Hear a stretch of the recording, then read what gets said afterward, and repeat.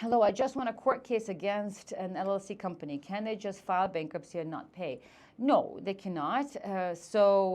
Bankruptcy in the UAE, thankfully, is now a legitimate cause of action, and one that does not relate, that does not lead to criminal sanctions or penalty, as was the case before. So now bankruptcy is a lot more of a legal remedy to allow and assist businesses in helping them resolve their commercial mishaps.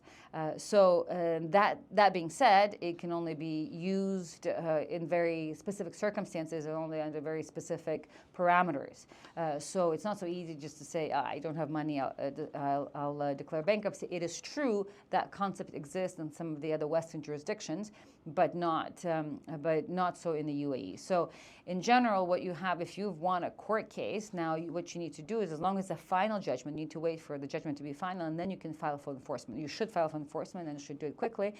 So once you file for enforcement, as part of the enforcement proceedings right away, you start making a request to the court, and the request could be to freeze the business's bank accounts, or at least to, if you don't know what the accounts are, to inquire with the central bank what the accounts are and how much money is in that account. And then by default, with this request, those banks that have money for that particular defendant will transfer the money to the court. So that's kind of how the enforcement proceedings work. Now, since you're saying the company's trying to declare bankruptcy, or you're afraid, obviously, it's going to take some time for them to go through the process, if they will even be able to do so. But let's say they've already emptied their account. So then what you do is, sort of the next round of requests, you can ask to freeze other assets. They may have, for example, vehicles, cars, or real property, offices, businesses. Then if that doesn't work, then you can also freeze the license itself.